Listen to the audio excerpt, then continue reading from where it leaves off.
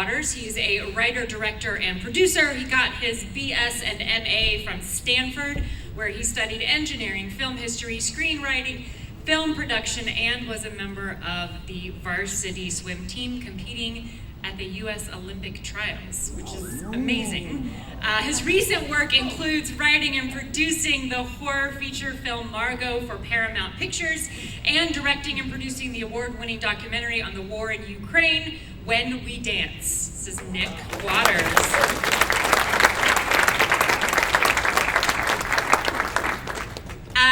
Tané McClure is a lifelong film and television professional with over 60 film festival awards. I'm not going to list them.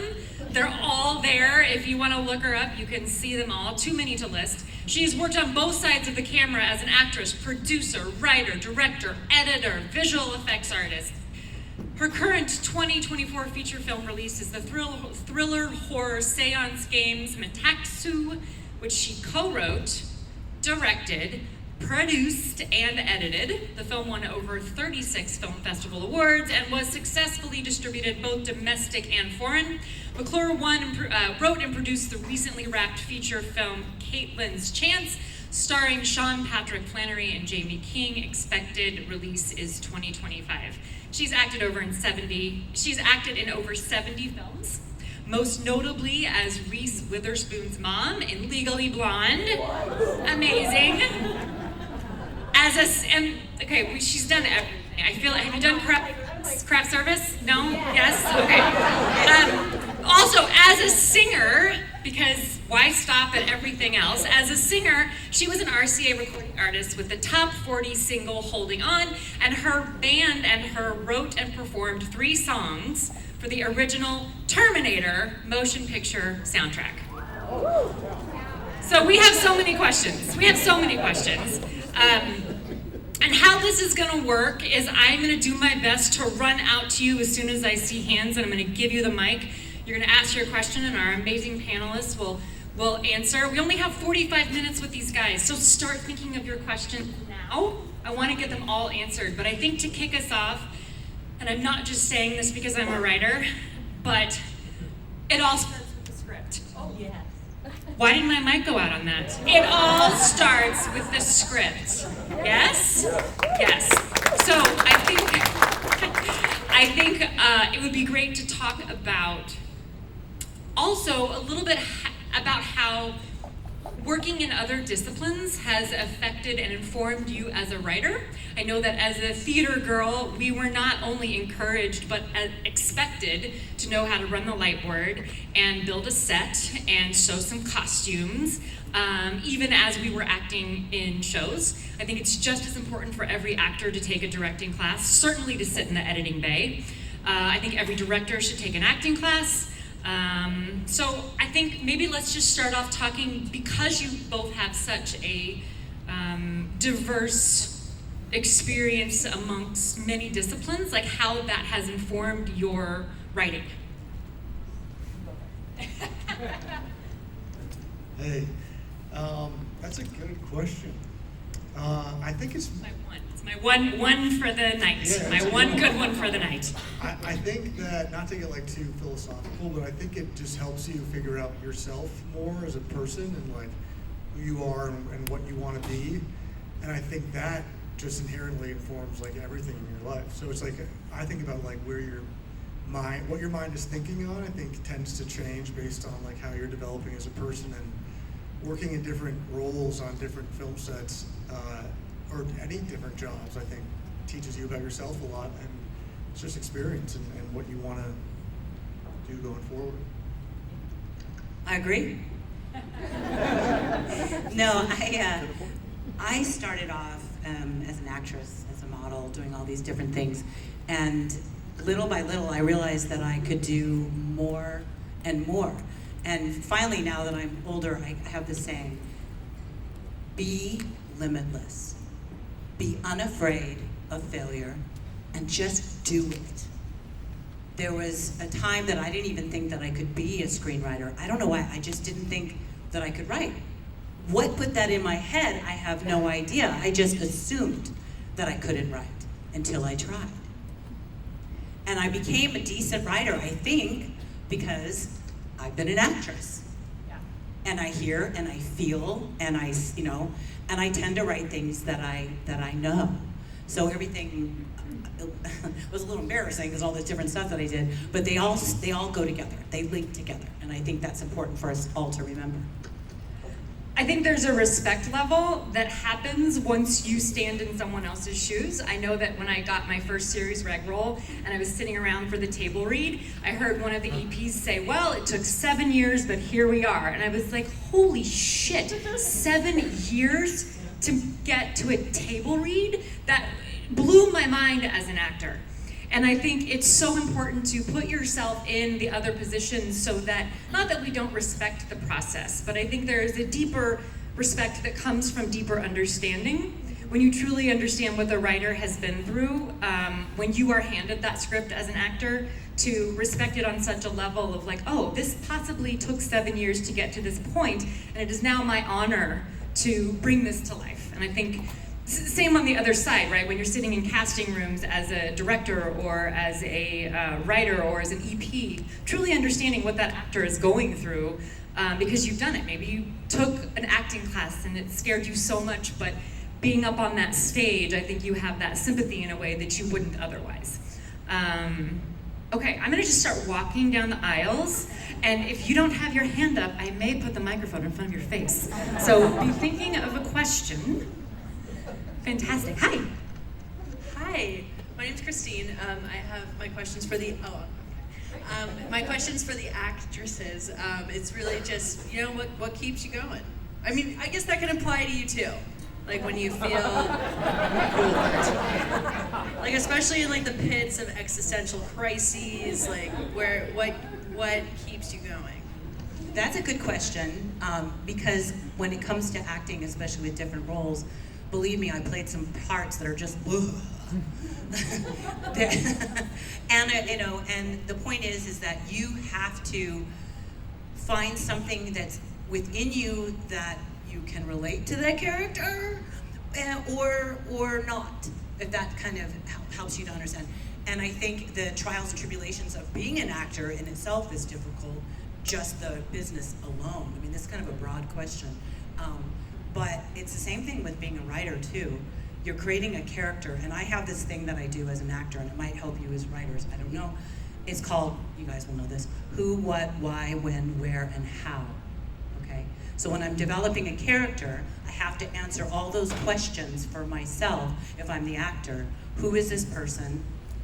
What do they want? Where are they going? Who, what, where, when do they want it, which usually is now. What, when, where am I? I am right here in front of all of you. Okay, what do I want? I want to hopefully entertain you and make you understand where I'm coming from. And you answer all those questions, how are you gonna do it, all that kind of stuff for yourself as an actor, and that will help you go through hurdles if you're having a hard time connecting with the role, but also I think it'll help with character development. What do you think?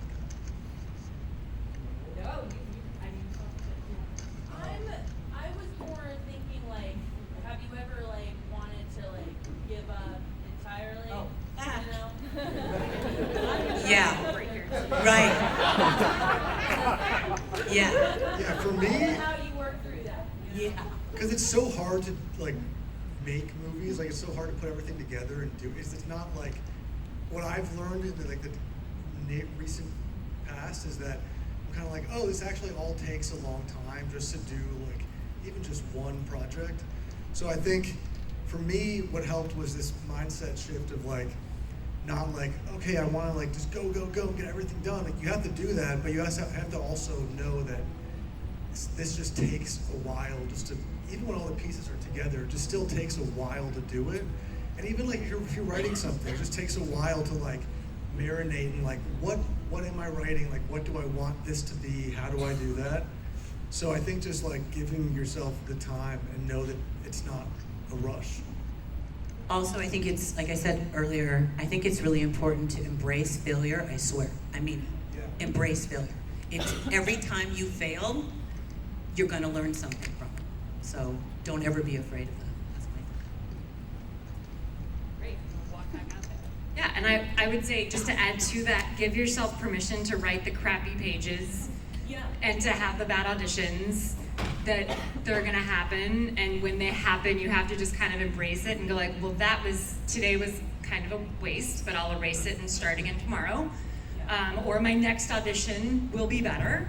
And then I was kind of joking about wanting to quit on the way here, and kind of, but I think also being honest about that, right? I think understanding that is just part of the deal, right? You're gonna wanna quit, you're gonna wanna give up. And as soon as you kind of own that, I think it takes a little bit of the heaviness of it away, when you can go like, oh right, I'm going through that phase where I wanna quit.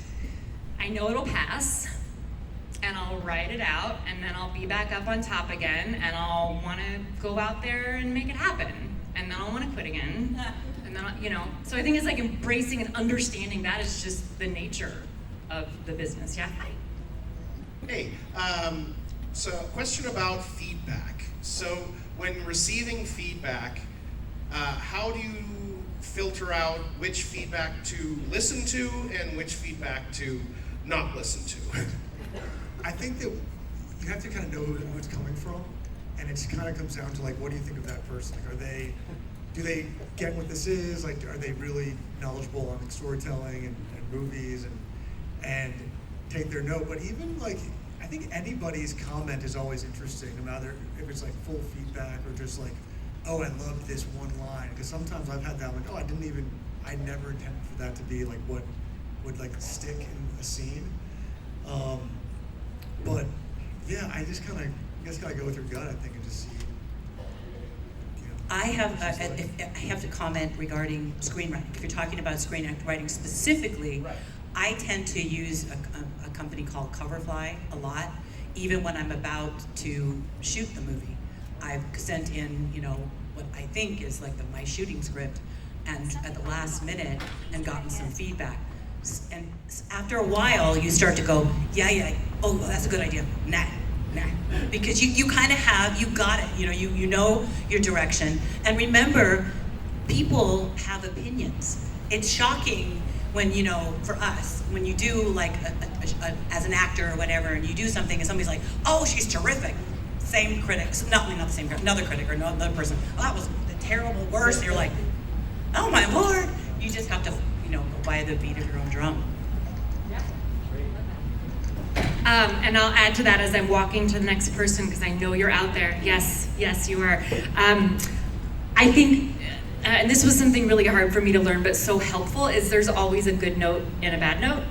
So even though it might initially bump up against you, which many notes do for me, take that time to look a little deeper and go, what's the good note that I know is in here that maybe even initially I'm kind of bumping up against it.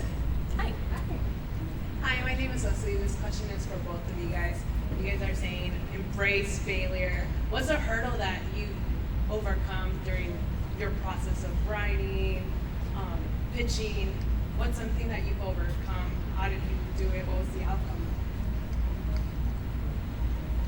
Oh, sorry. I mean, there's so many. I think like you talking like in the like when you're writing something, or like when you're trying to pitch it. Just in general, something that has stood out to you guys. Yeah, I think just trying to get a script into the right people's hands can be kind of hard. I think that what you should do is like know kind of who you would ideally want to work with on this. Like know what companies are making certain types of movies, or what producers are doing certain types of movies, kind of across the board, and say, okay, well these people seem to be making movies that are like the one that I'm trying to sell, if that's what you're trying to do. That's kind of hard, but I think it makes it a lot easier when you know who you're trying to talk to. Like, I think there's some homework on the writers to say, okay, like, who am I trying to target this to?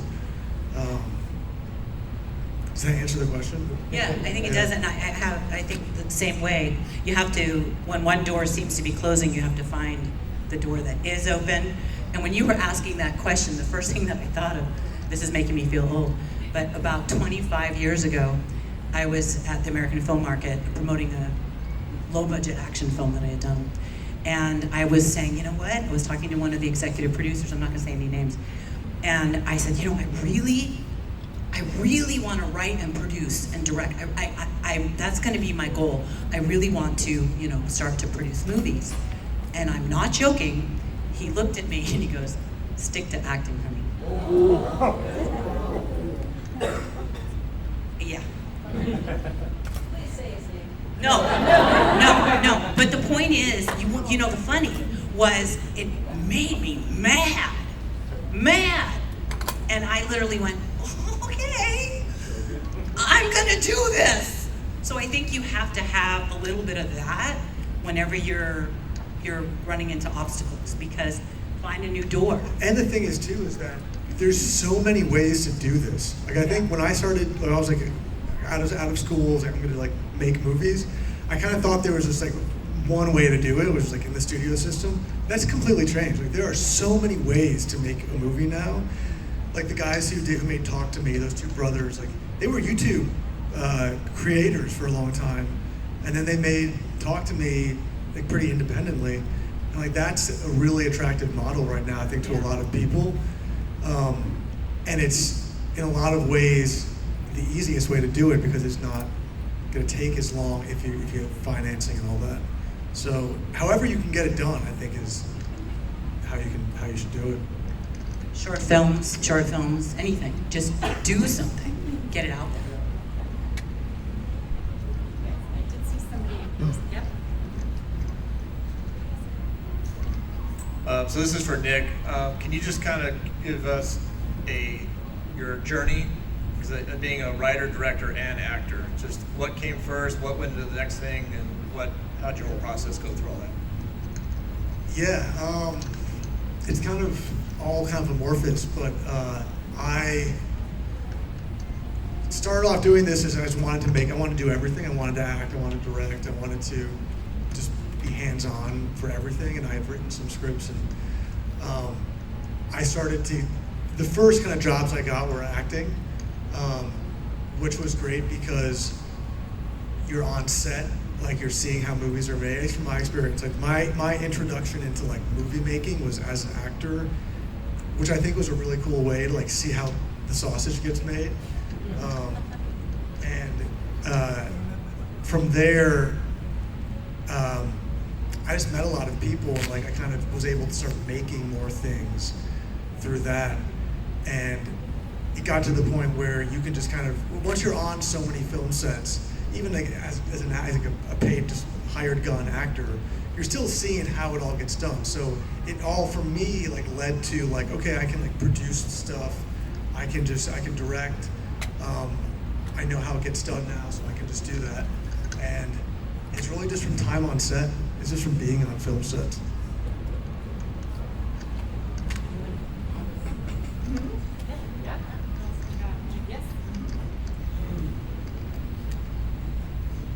Hello, well, first of all, thank you so much for making time to engage with the filmmakers here at Burbank. And my question is for the panel: what draws you to a story and makes you feel like you really want to commit the time to make this story? Is it just as simple as the genre, or is it something with the characters? What draws you to it?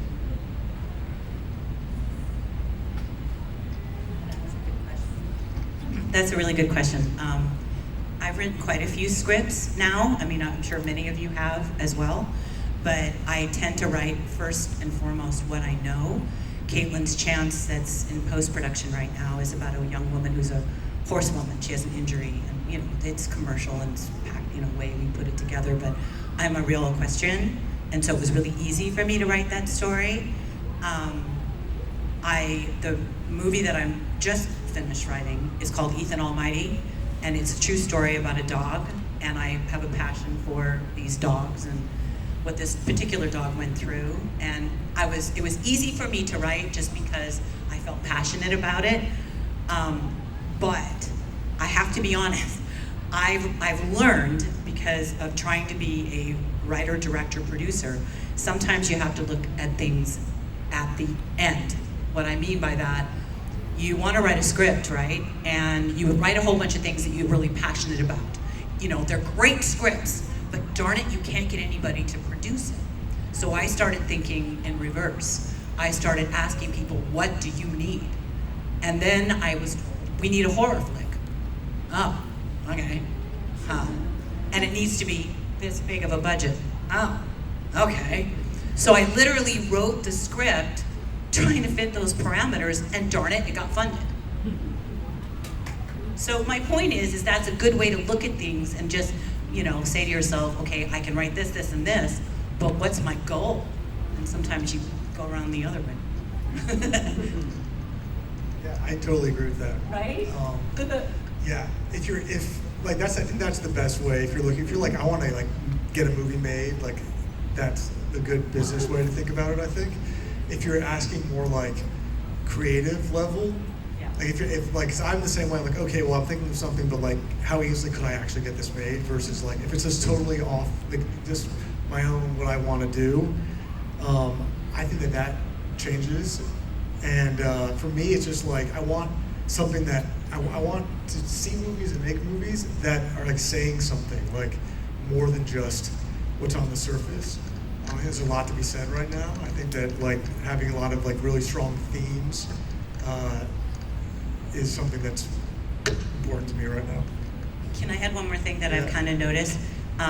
It's sometimes slightly disappointing because you want to write the best. This has just happened to me, and I imagine it's happened to you all.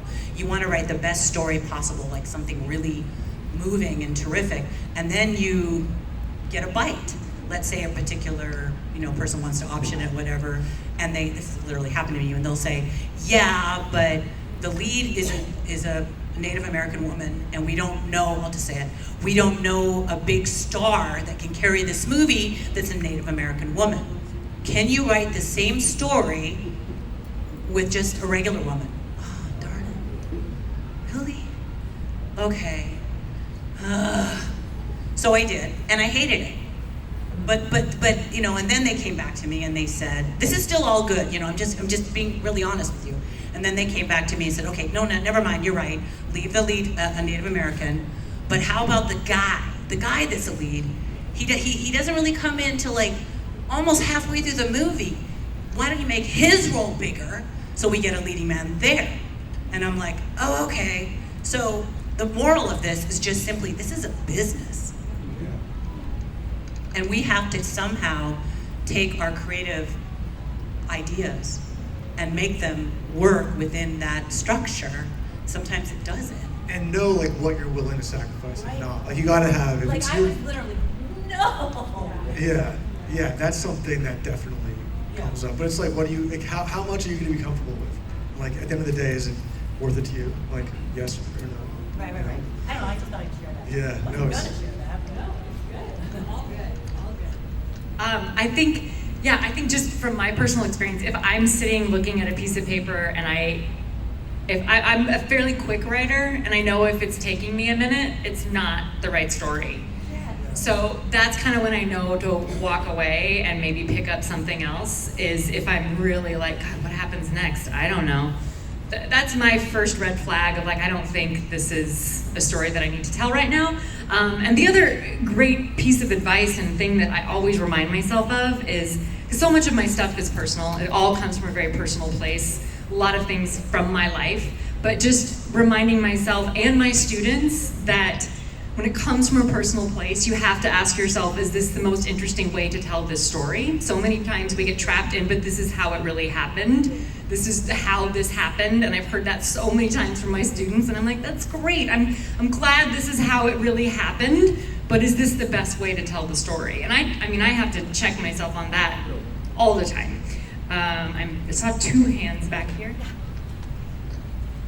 Hello, my name is Toby Cochran. I have an animated short film in the festival, and I was curious, as you just mentioned, the business side, what red flags or green flags would you recommend for all of us with independent films on the distribution or looking for distribution or sales reps and agents and that sort of thing?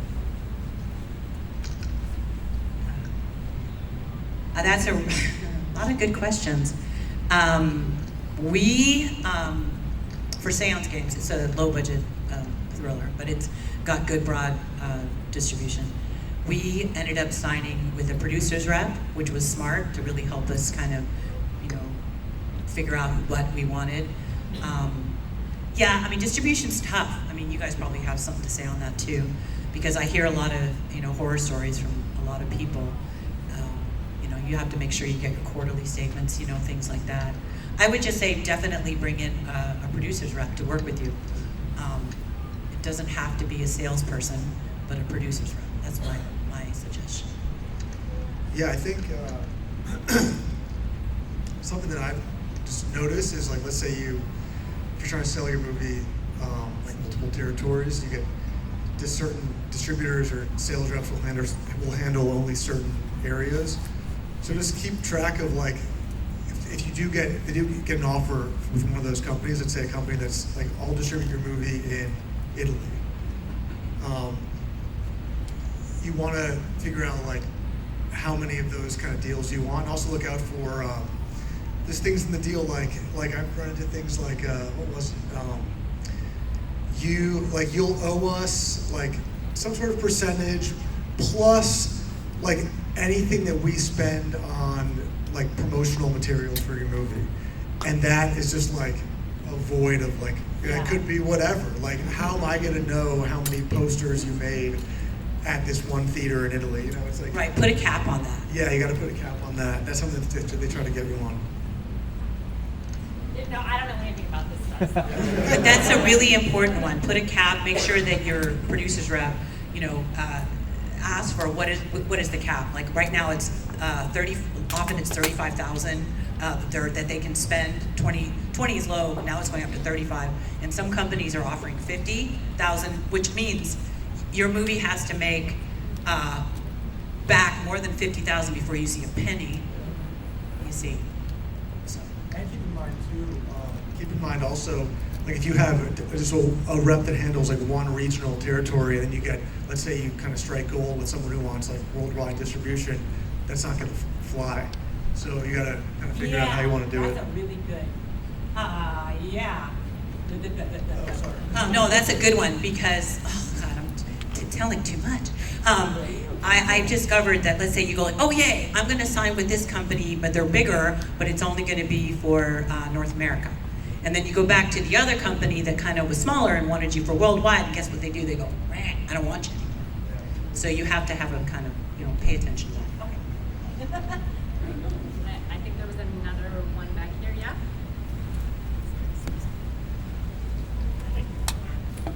Some of the questions were wrapped up in bits that I had, but at what point in your careers did agents and managers get involved? Did you seek them out? Did they come to you? And is there any utility to them?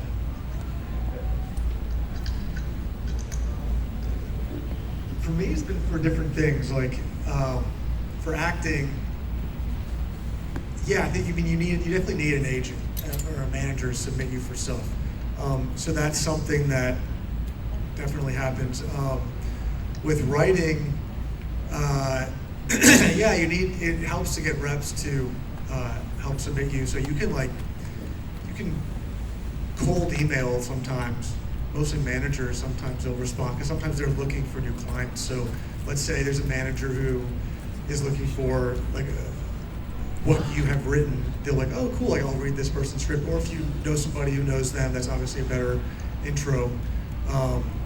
But like I didn't have any writing reps until like a year ago. Like I did all my stuff without writing reps.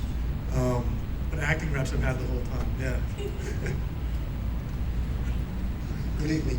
I drove two high school students here this afternoon from Orange County School of the Arts in Santa Ana. They are going to be seniors next year. They're both 17. A director of photography and an editor. Looking back from your experience when you were both 17 going into senior year, what advice in their path, in their artistic path, would you give to them this evening? I would just say the biggest thing is just keep making stuff. Just make as much stuff as you can. Like they should just keep making shorts or whatever they can do, just keep doing it. And then also I would say to like study all the great people who've done it before you. Like if they're trying to they want to be filmmakers, like watch all the great filmmakers. Like go watch all of Kubrick's movies. Like go watch all of Tarantino's movies, and like study them, and that'll I think help, know how you look at movies. You said one of the students is an editor and one is a cinematographer. Is that what you said? Yes.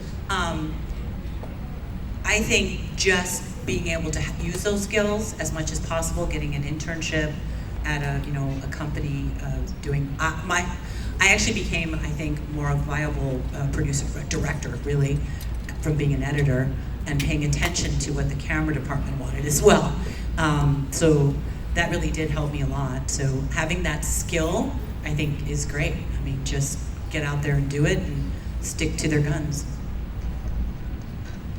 Yeah, and I think kind of like we said at the beginning, to not just focus on your one discipline, but to make sure that you've taken an acting class and a directing class and a writing class, and to stay in touch with those people. And I mean, I can think of so many people. One of our panel guests, who we're going to talk to later, took an improv class and stayed best friends with one of the guys he met in an improv class, and they went on to, I met them both in a writer's room 30 years later. I mean, it's just, you don't know who you're working with.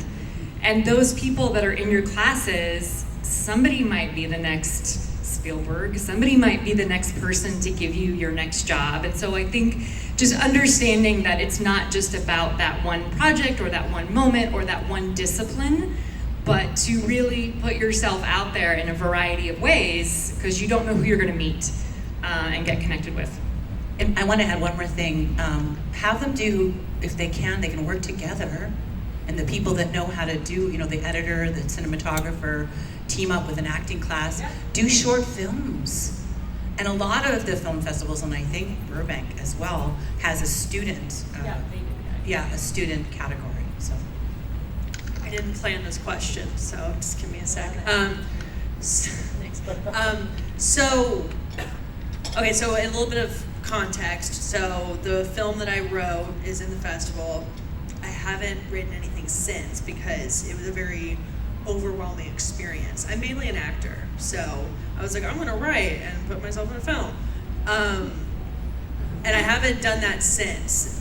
And so it's like, how do you balance the acting with the writing, or vice versa? Yeah, I don't know. I mean, is there a regimen? Is there a regimen, or is it just kind of you just kind of float through it and figure it out? Okay. Okay. There's an old movie I produced called Trance that I had a fairly big part in. I was a producer, writer, co-writer on that one. And then Seance Games, I played a smaller role only because kind of had to. They needed somebody. But I find it hard, it's just me being honest, to be an actor in one of my own projects that I've developed. Because help me out here. It's a different kind of a brain, It's a completely different kind of way of looking at how you're going to work. Yeah. I 1000% get what you're talking about. Trying to get this out. It's hard to for me too. It's hard to toggle back and forth. But I think the million-mile view of all of this, I would just say in general, just do it. Just make your stuff. Do what you got to do. If you have to do multiple things as a crew member, maybe you're going to be a little strapped to act in this one. So if you want to make this movie now, then make it and don't act. But in the next one, it depends how much you got going on with this. How much help do you have to do it? Right. That's it. Because if you're gonna act in a movie that you wrote, you're gonna have to be the vulnerable person, right? When you're an actor, so you're gonna have to close that door on that brain. Oh, I wrote this, and this is supposed to happen, and that's supposed to happen. So that's why it was hard for me. Really. Yeah, you get to get some. Don't you think? I mean, I don't know. I love it. I'll do it. You can do it. I found it so hard. Are you able to do it? I mean, tell. Share. No, I love saying my own words. I love writing stuff for myself. I mean, it's not, I'll gladly let some other more famous person do it if that's the case as well. I'm not saying that I have to be in everything that I write. But I think to your point though about how do you balance and manage it all, meaning like career as an actor and then like you haven't written anything since.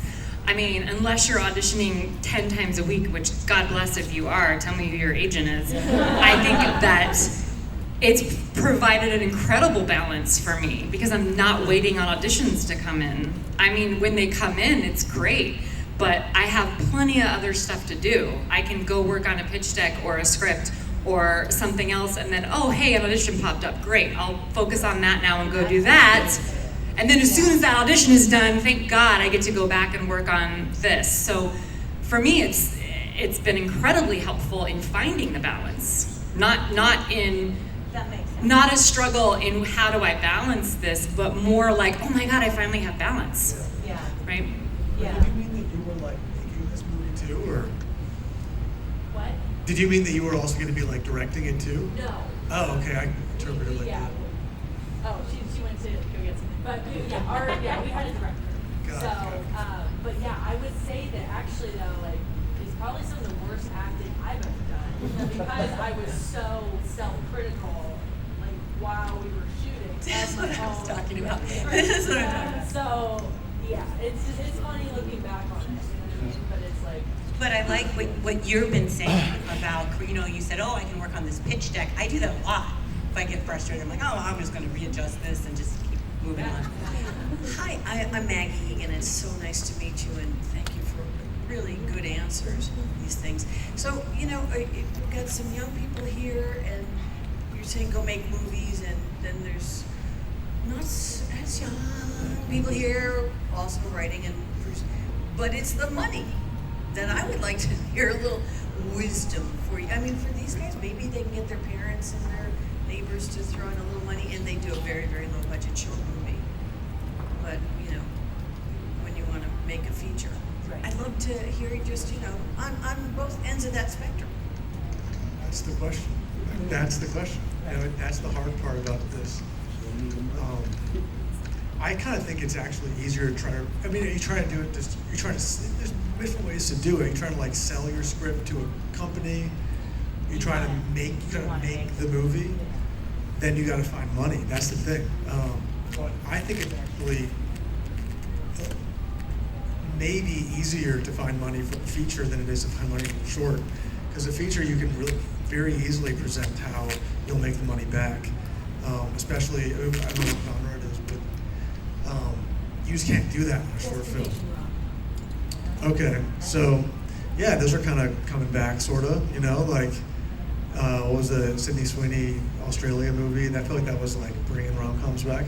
So yeah, I think it's just finding money from anywhere that you can. Like I've heard so many stories of people getting money from like all sorts of like GoFundMe or like just like a wealthy dentist or like anyone, any way you can find it, and try to make it really low budget. Like try to keep it all scrappy. Low budget. A lot of the distribution companies that I talk to often will offer up to 50% funding if you have your base. So let's say you come up with $250,000, or you get enough people to do that. If the script is good and it's commercial, and you get a distributor that really loves it, I do know some distributors that will match those funds. Yeah, so they are out there. You just have to have the right packaging. You have to have a good pitch deck. You have to have, you have to have it put together pretty well, but then they will. And I don't know if you've shot anything else or produced anything else prior. I think short films, I do think are advantageous if you have not, because it gives you a calling card. And there's one other thing you can do. You could shoot, and I've seen people do it. I haven't done it, but like a short version, like of your movie, or proof of concept. I haven't. Watch the short for the movie Lights Out. You seen that? They ended up getting like a studio feature deal. This is like probably like 10 years ago or something. But the short is like very low production value. Like they made that for $0, and like that got a lot of. It helped raise, sell it, or that would help raise money. Oh, one last thing, and I know they have to go. I do know companies that are doing micro budgets. Yeah, I mean, like really micro, but you have to make sure your cast is small, so, and your locations are small, so. Tani and Nick, thank you guys so much. This is going to end our first panel. You're amazing.